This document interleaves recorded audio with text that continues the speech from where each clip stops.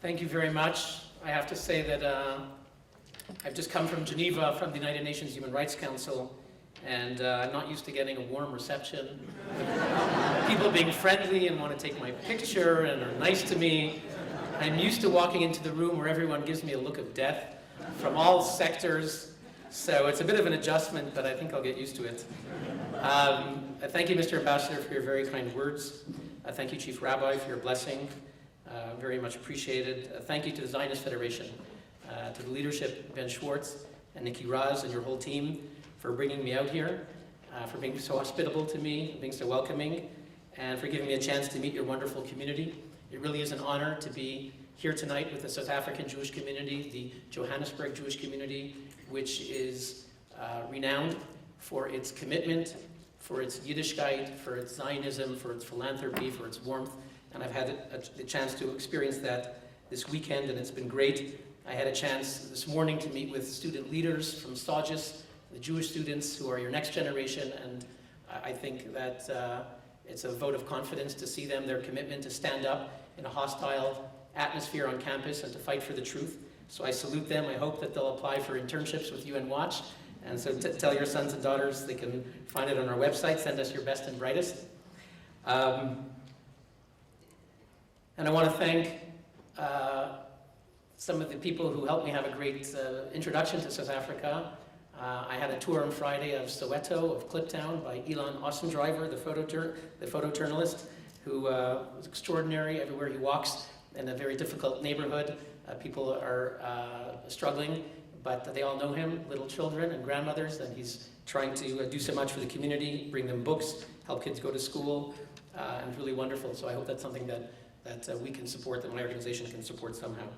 So thank you.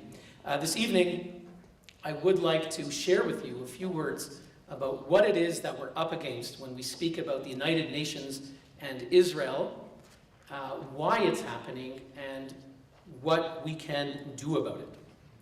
And when we speak about the United Nations and Israel, in terms of the history, we know we just marked the 70th year anniversary when the General Assembly voted on 29 November 1947 to adopt the resolution, the partition plan, voting for an Arab state and a Jewish state in what was British Mandatory Palestine. The Jews danced and celebrated that night. The Arab states and the Arabs of Mandatory Palestine went to war against the UN decision and went to war against the nascent Jewish state. And so in the beginning, the UN supported the Jewish state. Over time, the United Nations became hijacked, and we saw it. It reached its nadir, its lowest point in 1975, with a new automatic majority, pushed very much by the Soviet Union to target Israel as a surrogate for the West, and the infamous decision of November 1975 declaring that Zionism was a form of racism. Not that a particular Israeli action or policy was to be criticized, but the very idea of a Jewish state, of the right of the Jewish people for a homeland. And bear in mind, this is after the 1960s, when many nations, hundreds, tens of nations, joined the UN as new nations on the scene based on the right of self-determination, countries from Africa and Asia. But suddenly only the claim of the Jewish people to have its own independent self-determination and state was singled out and falsely labeled as racist. The very idea of Israel was singled out and demonized and delegitimized. And that was the low point. And thankfully in 1991, that infamous resolution was repealed. But sadly, the spirit of Zionism as racism very much lives on in a great many UN bodies.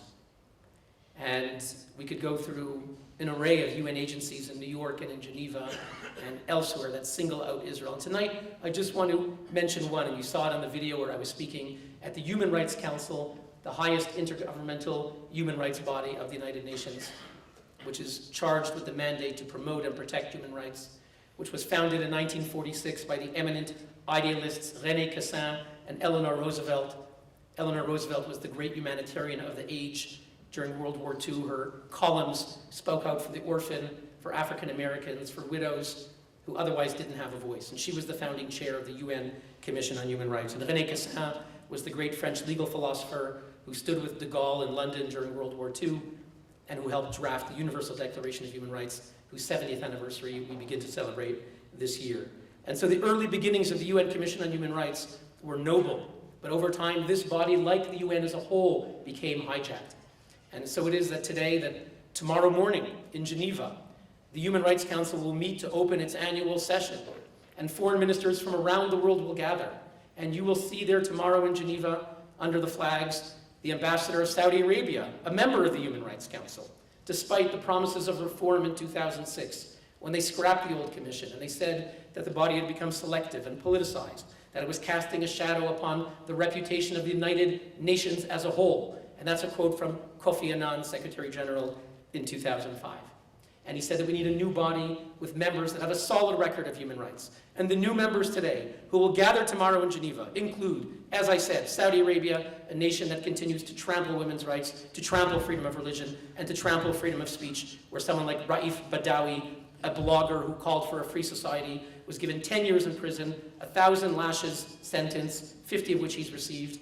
And I've met his wife, 200 kilometers east of Montreal. She's received asylum, and her 3 beautiful children, and we gave them our Courage Award 2 years ago, and she's fighting for her husband. She goes around the world, and we continue to speak out for him. But tomorrow, the perpetrators, not the victims, will be heard. Saudi Arabia will be there, and China, where 1.3 billion people are denied basic human rights, is once again a member of the Human Rights Council. And Qatar will be there, despite having effectively slave labor to build soccer stadiums. And we will have Venezuela, a country that is one of the richest countries in the world in natural resources and oil, where people are literally starving. The New York Times reports that starving babies are coming to the hospital because of the failed policies of the late dictator Hugo Chavez and his successor, Nicolas Maduro. And it's a country where they've thrown the opposition in prison, and where they've killed 130 protesters in the past year and thrown judges in prison, and they're once again on the Human Rights Council. And the dictatorship of Cuba is on the Human Rights Council. And Afghanistan and Angola and Iraq and Egypt, and the list goes on. So this is what we're up against, and you shouldn't be surprised that none of those countries ever gets criticized at the Human Rights Council. They have immunity, they have impunity. And that's why this past week we brought human rights victims from many of those countries, and I'll mention it in a moment later on. But what then will they do if, when they meet tomorrow, members of the Human Rights Council, for a month session, and they meet 3 times a year in March, June, and September, if they won't be addressing the most urgent situations, what will they be doing? And as you may have guessed, because you saw it in the video, a disproportionate amount of their attention will be devoted to singling out one nation, the Jewish nation, for differential and discriminatory treatment. And we'll see it, I'll just mention in 3 ways. There are more examples, I'll just mention 3. One is resolutions. The way the Council expresses itself, the Human Rights Council of the world, is by adopting resolutions. And we calculated the amount of resolutions. In this session, there's going to be one on Iran, very brief text, a paragraph, won't actually criticize Iran, but it renews the mandate of an investigator, which is a good thing. There'll be one resolution on Iran, there'll be one resolution on North Korea, and there will be 5 on Israel in this session. The resolution on Israel is entirely one-sided, makes no mention of Hamas, Islamic Jihad, Fatah, nothing. It's all Israel, condemn, condemn, condemn. And I didn't come here tonight to say you can't criticize Israel. Israel's perfect. No, it's not true. Every democracy has blots on the system, and Israel has blots on the system, and it should be held to account. But what happens at the United Nations has nothing to do with helping people on the ground. It has everything to do with being destructive and with demonizing Israel, and by extension the Jewish people, to scapegoat them for the ills of the world. And we counted the resolutions of the first 10 years of the new and improved Human Rights Council, from 2006 to 2016. If you count all the resolutions on the other countries, on Iran, on Syria, on North Korea, when they have a few, and on Sri Lanka, if you count them all together, resolutions that condemn countries, not resolutions that praise countries or that are neutral, but that condemn countries, you get to 67 resolutions from 2006 to 2016. And then if you count the resolutions on Israel, right, 67 on the whole world, there are 68 on Israel. So the more resolutions on the Jewish nation, which is less than 10 million people, than the entire world combined. And Iran, North Korea, Syria, all of them together, there's more on Israel. There is nothing in logic or rationality that could possibly explain that. It is irrational. And as I mentioned, in the resolutions, what do? It's not just the number, it's the language. Even the resolutions on Sudan, for example, when they have one, will mention positive things, will praise Sudan for allowing in an expert, for signing a particular treaty. And with Israel, even when it has admitted many UN experts to visit, and the High Commissioner, Navi Pillay, who's from Durban, South Africa, she was admitted into Israel. She was very critical and unfair, but Israel accepted her. The resolutions never commend Israel for that. The language on Israel is uniquely condemnatory, because if you're trying to portray something as pure evil, as you might of Hitler or the Nazis, then nothing good can be said of it. And that is what they do in the resolutions on Israel, introduced by the Palestinians with the Arab states and the Islamic states, and supported by the automatic majority. These are the resolutions. Next example. Before we even get to the resolutions, well, we'll get there in about 3 weeks. Tomorrow we'll begin the agenda. They'll follow, over a month period, 10 agenda items.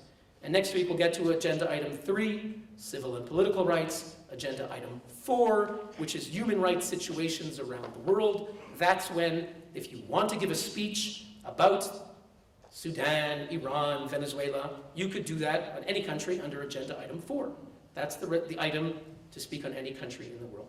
But then a few days later, there's agenda item 7, human rights violations in Palestine and other occupied Arab territories. So one resolution for 192 countries, the whole world, one resolution on Israel alone. One agenda item, rather, on Israel alone.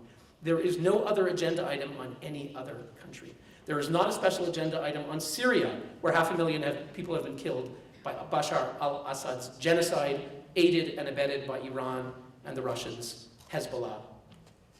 There's no agenda item on Syria. There's no agenda item on North Korea, where they have concentration camps. No agenda item on Sudan, whose leader is wanted for genocide at the International Criminal Court for what they did in Darfur. Only Israel has its own agenda item. And there was an effort this month to collapse the agenda items, to make them one, and the Arab countries said, no, absolutely not. If you remove the agenda item on Israel, you're being political. And so they refused to remove that agenda item. That's the hypocrisy. The final example I want to mention tonight, so I'm speaking briefly, are the experts. The UN has resolutions, I mentioned, the agenda item, and they also appoint individual experts. They appoint experts on countries, and they appoint experts on particular regions and countries, and experts on themes. And the experts are supposed to be apolitical. They're former diplomats. They are former academics. And they're supposed to be entirely independent. And everything that I've described until now is the efforts of the Arab and Islamic states, but the experts are supposed to be independent. And I want to mention 2 examples of the experts, because many of them do good work, turning a spotlight on urgent situations, torture in China. But a number of them, when it comes to Israel, despite being independent, they follow the same political line that I just described. And I'll give you 2 examples. One is the expert on Palestine. They have a mandate. There's about 11 or 12 countries that have a permanent investigator. Palestine is one of them. And that expert's job is to investigate.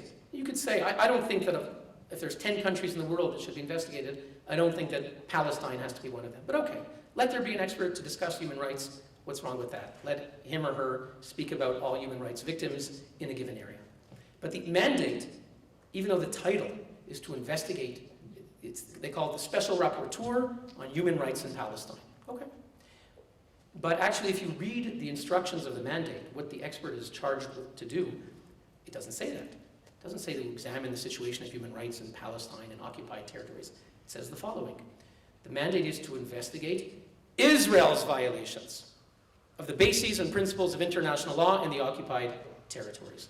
So it's not about examining a situation. It's not about looking at all victims. It's looking only at Israel and Israel's actions, and this is unique to any other investigative mandate. Israel's actions are presumed to be guilty violations.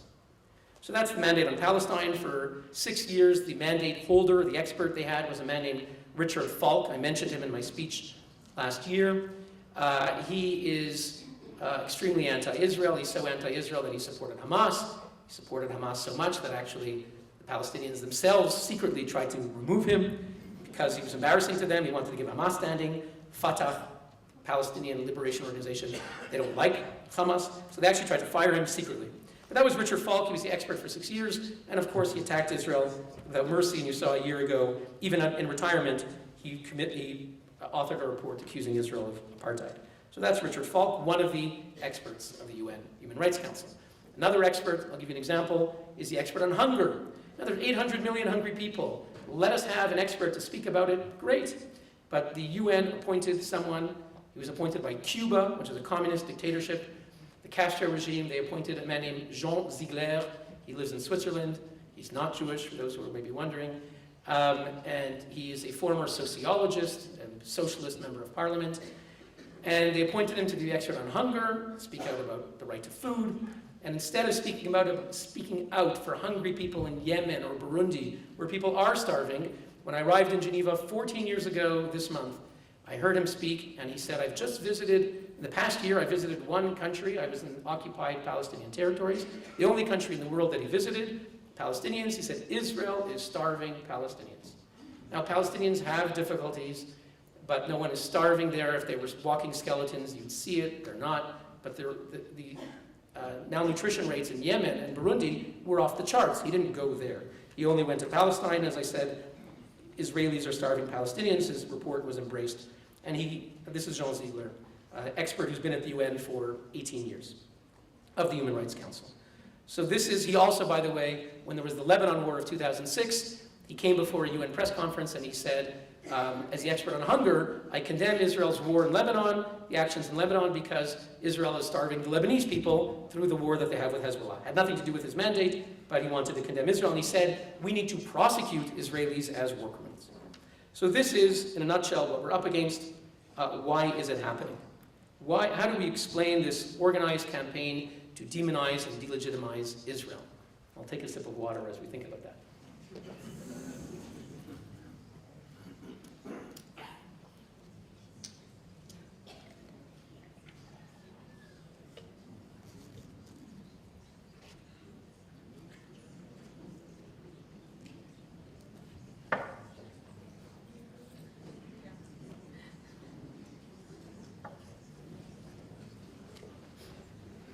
Why is this happening? Why is Israel being demonized at the United Nations? As I mentioned, it's a campaign led by the Palestinians, by the Arab and Islamic states. Yes, but they get the automatic majority. Why do they get so many nations to support them? And I have found several reasons. I think it's oil. The Arab states still have huge oil reserves, sovereign wealth funds, billions from Qatar or other countries that could invest in your country if you vote or don't vote with their agenda. There is vote trading. The United Nations, the politicians who are here know that sometimes in Parliament there can be vote trading. The United Nations works according to vote trading. Every country has their little pet issue, and you have a choice. You may be neutral on the Arab-Israel conflict, but you look in the room and you see one group has 56 Muslim nations who say, vote with us and you'll get our support. Or if you dare not to vote for us, we will come after you, and I've seen it happen. Or you have the Jewish bloc of nations, which is one. So it's 56-1, it's a no-brainer. I think also I've noticed that the fear of terrorism, as we've had more and more Islamic terrorism, there was Palestinian PLO terrorism in the 70s, today it's maybe ISIS and Al-Qaeda and other things, and Hamas and Hezbollah, and countries are afraid of terrorism, and they think, well, if we somehow stand up with Israel, we could become targets. So I think those are what I would call realpolitik, rational reasons. We may not like it, but it's money, vote trading, fear of terror. I understand it. But then I think human beings don't only act rationally. I work with diplomats. They are human beings. And I have found sometimes in Europe, sometimes I've seen some countries who vote along with this political line. They don't seem always compelled by the oil or the money. Sometimes they seem comfortable pointing the finger at Israel. Sometimes those same countries that not so long ago, in the lifetime of some of the people here, collaborated during World War II and who have a guilty conscience, for them to turn the tables and somehow accuse Israel of the very same crimes. Israel is the war criminal. Israel is the occupier. Israel is the racist, using the same language that was adopted after World War II, the Genocide Convention, the Geneva Conventions, and so forth. They seem to be content doing that. And my teacher, Professor Erwin Kotler, has noted that if in the Middle Ages, when there was the Black Plague in Europe, and they looked for a scapegoat, they accused the Jews of poisoning the wells. And today, in modern times, it's the same accusation, just with contemporary dress. And now if there's war in the world, if there's human rights abuse in the world, it's the Jewish state. As Professor Kotler has said, Israel has become the Jew among the nations. This is what we're up against. What are we doing about it? A few words. Some people come to me and they say, Hillel, what you described is so awful. It's so awesome, so terrifying. Give up. Why don't you just give up? You'll never be able to fight back. There's nothing you can do. Go home. You used to be a lawyer. Go back, make a living. I think we can fight back. I think we can stand up for the truth. And I want to share with you just 3 examples of some of the work we do. You saw a video, but I'll share some of the work that we do at UN Watch, trying to stand up to fight for the truth. And it's not just for Israel's right to equal treatment, but also for the real principles of human rights, the founding principles of the United Nations. And we try to do diplomacy, advocacy, lobbying, and trying to convince decent countries to do the right thing. I'm not trying to convince the Syrians or the Qataris or the Pakistanis, but I'm trying to convince decent countries to do the right thing. And that in itself can be a challenge. And sometimes there's the will, but they don't have the information, and we try to marshal their support. And I'll just give one example that will be close to this audience. As you will recall, very with negative memories, in 2001, there was the infamous World Conference against racism, supposedly here in Durban, South Africa, which was hijacked by anti-Semites, and they turned it into a conference for racism in many ways, and Israel was the only country singled out, and there were people marching in the streets of Durban saying Hitler was right, and Jewish students who were there to stand up for human rights, to stand up for ethnic minorities around the world, they had to flee. That happened in 2001, and in 2009, across the street from my office in Geneva was the sequel, because the UN liked the first movie so much, they had the sequel. And it was the Durban Review Conference, and we were working with many organizations, including organizations here in this country and elsewhere, to sound the alarm. And we said that Sarkozy of France, the president of France, had said that if it crosses the red lines, we won't go. And we sounded the alarm that the texts of the second conference were crossing the red lines, and again Israel was being demonized and again singled out. And Ahmadinejad was about to give the opening speech at this Durban Review Conference, and where he did speak and he spouted Holocaust denial. And we urged countries to pull out, and I'm happy to say that in the end, not just Israel and America pulled out, as happened in 2001, but Canada actually was the first country to pull out under then Prime Minister Stephen Harper. Italy was the first European country to pull out. Germany pulled out. The Netherlands pulled out. Poland, the Czech Republic, Australia, the Netherlands, countries that had never pulled out of a UN conference. European diplomats, if you ask them, what do you do for a living? They go to UN conferences. They don't pull out. They pulled out that year. And every country that pulled out, Navi Pillay, as I mentioned, she was the High Commissioner for Human Rights. She was the greatest champion of that conference. She said, every country pulling out is like a knife in my back. And I didn't want to put a knife in someone's back, but if we were able to delegitimize the delegitimizers, that was a good thing. So sometimes we can get countries to do the right thing, but I'm not going to lie to you tonight and say that we're winning the votes, where countries are pulling out. These are exceptions. In many cases, we're losing the votes. But if this is a struggle for legitimacy, it's a struggle for public opinion, then we have to keep fighting. And I believe that then you have to explain to the world, if you're going to lose the vote, who stands behind the vote? Because most people in Europe, where I live, or in Canada, where I come from, when they hear the words, and I imagine here in Africa as well, when you hear the words, the United Nations Human Rights Council said, they imagine, excuse me, Chief Rabbi and Reverend and pastors and apostles, they imagine, and the Lord said to Moses at Sinai, they imagine the United Nations Human Rights Council said, they imagine that it's gospel. Most people in the world, when they hear the words, the UN Human Rights Council, in their heads, they imagine men with long white beards, dressed in white robes, strolling along Mount Olympus, making their decisions based on facts, logic, and morality, when nothing could be further from the truth. When the reality is those sitting around the room aren't Aristotle, Plato, and Socrates, but the Gaddafi regime, the Castro regime, and the House of Saud. Those have been the members and are the members of the Human Rights Council. And that is a message that we get every day around the world. And when Saudi Arabia was elected chair of a panel of the Human Rights Council that selects human rights experts, including the expert on women, we got that story around the world. And there are many people around the world, when they hear the Human Rights Council today, some of them say, wasn't Saudi Arabia elected to that body?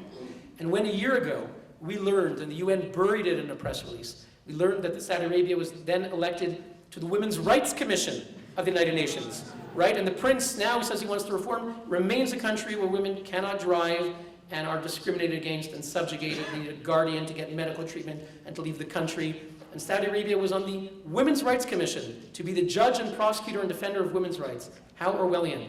And as I said, my quote was, electing Saudi Arabia to the UN Women's Rights Commission is like making an arsonist into the town fire chief. And that quote went around the world. It was in Agence France Presse and Reuters and the New York Times and every newspaper you can imagine. And we were also in Teen Vogue magazine. I know it's the first time I was in Teen Vogue magazine, and I'm quite sure the last. But it's one of those stories that if you have a cell phone, as we all do, and you say, Saudi Arabia elected to Women's Rights Commission, what? Nuts, share it. And so it just went viral. And not only did we reveal that they elected the Saudis to the Women's Rights Commission, but we knew the vote was secret. So we don't know who voted, but we did the math. And we knew there were only 7 no votes. But there were 12 EU countries, European Union democracies, 12 EU democracies. At most, only 7 could have voted no. It means 5 voted for the Saudis, at least, and probably more. At least 5 EU democracies voted for the Saudis to be on the Women's Rights Commission. I'll just be 5 more minutes and I'll finish. And we asked, was it Belgium, was it Sweden, was it Norway? And in the Belgian parliament there was a scandal. How did we vote? The foreign minister wouldn't answer. Finally, the prime minister breaks. He appears before the parliament, Prime Minister Charles Michel, and he says, je regrette, I'm sorry, I apologize. We voted for the Saudis.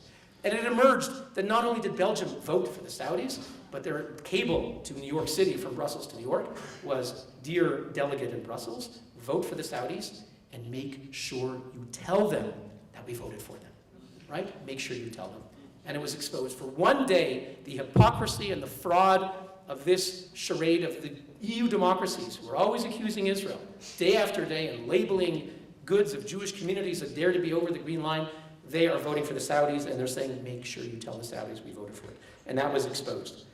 And that's a message that we get every day in the media. And you saw on the social media, we get the message. You saw the speech Where Are Your Jews that I gave, and in September you might have seen the son of Hamas, former Hamas member, who spoke at the UN, and he said that Palestinian Authority is the greatest enemy of the Palestinian people. And you saw the heads turning repeatedly during his speech. People went into shock, and the Palestinian deputy ambassador, her eyes were bulging out of her head. So that speech got 10 million views around the world in its different iterations on Facebook and YouTube. And we're getting the message out, and we're standing up for the truth. And you can follow on UN Watch, on Facebook, and on Twitter, and on YouTube, and get the truth. I just want to end with 2 examples of how we fight back. We hold abusers to account. And I mentioned Richard Falk, the expert on Palestine. When we said that he supports Hamas, a lot of people, I know in this country too, I gather that the ANC has hosted Hamas people here. Well, in Europe also, the fact that someone supports a Hamas terrorist group, not so persuasive. But we also exposed the fact that Richard Falk is a leading supporter of the 9/11 conspiracy theory.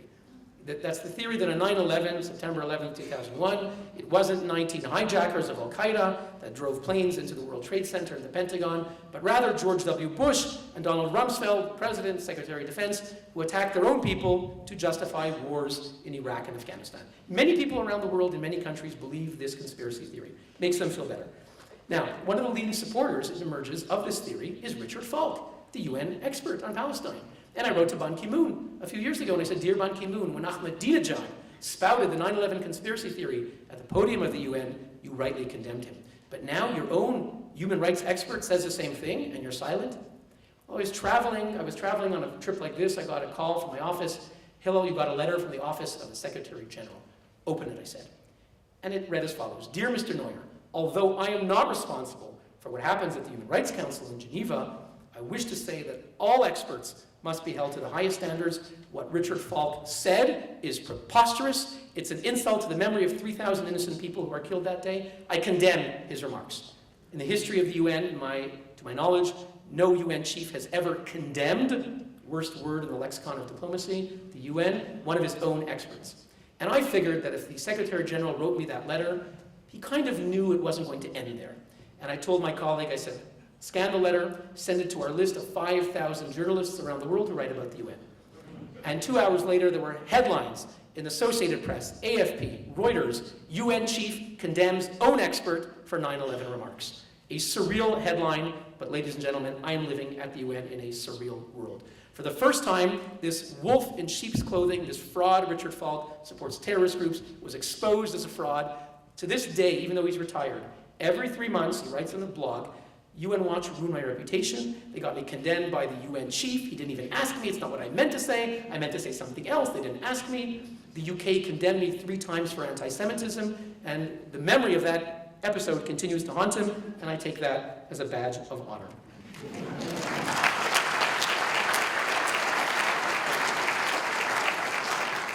And my final example, and with this I conclude, I mentioned Jean Ziegler, the expert on hunger. Well, when I heard him speak in Geneva, I couldn't believe that the only country he visited was Palestinian territories. I did some research, who is Jean Ziegler, and I learned that not only is he a socialist member of parliament, but that he was a longtime friend of the dictators, and that in 1989 he boasted to the world the creation of the Muammar Gaddafi Human Rights Prize. I'm going to say that again. The Muammar Gaddafi Human Rights Prize. For the youngsters in the audience, Gaddafi was one of the most brutal dictators for 40 years. He tortured his own people, he raped his own people, and in 1989, Jean Ziegler announced the Gaddafi Human Rights Prize. He was the spokesman, and he announced it. He was quoted in Time magazine, in the Journal de Genève, and other newspapers. And he said, we in the West have, in the North, we have the Nobel Prize. Well, what do people in the South have? They have nothing. Now we have the Gaddafi Prize, $10 million in a Geneva bank account. I will watch it. Who has received the annual Gaddafi Prize? In 1 year, it was received by Hugo Chavez, the dictator of Venezuela. In 1 year, Fidel Castro, the dictator of Cuba, won the $250,000 Gaddafi Prize. In 1 year, Louis Farrakhan, the head of the anti-Semitic group, the Nation of Islam in America, the largest anti-Semitic group in America, he received the Gaddafi Prize in 1996. In the year 2002, the Gaddafi Prize went to convicted French Holocaust denier Roger Garaudy and to Jean Ziegler himself. I'm not making this up. Jean Ziegler won the prize in 2002. I put out a report, and it was on the front page of the Swiss newspaper Neue Zürcher Zeitung, a very serious newspaper, about Gaddafi's agent at the UN, Ziegler. And when Ziegler appeared at a press conference in 2006 to say Israelis must be prosecuted for war crimes, Israeli soldiers, what he didn't know is that every journalist in the room had a copy of the report. And normally when the UN expert speaks, they're writing it down, it's gospel, and the Lord said to Moses, and the UN Jean Ziegler. And suddenly a hand goes up, and he says, Mr. Ziegler, yeah, this is very nice, but what about you and the Gaddafi Prize? And he's in shock. No one ever challenges the UN expert. He says, well, no, these are lies. This evil Zionist group, UN Watch, the right wing. We're not right wing. My chairman was an Obama supporter, but we speak out for equal treatment of Israel, and in Europe today, if you dare to do that, you're right wing. And he said, it's a lie, it's not true. He said, Mr. Ziegler, it's in your own country's newspaper, in the Neue Zürcher Zeitung on the front page. It's in your own words quoted. He said, it's a lie, it never happened, it's not true. And then I have no life, I'm searching on YouTube, and a few years ago, what do you know, I find video of Jean Ziegler rising to the podium on 29 September 2002, bowing his neck as they put the Gaddafi Prize around his neck. I called a press conference, he was exposed, and he was exposed as a liar, disinvited from the Salzburg Festival where he was going to give the keynote address, disinvited, sorry Mr. Ziegler, we saw the pictures, we don't want you anymore. Finally, once again, a fraud of a UN human rights expert exposed. Ladies and gentlemen,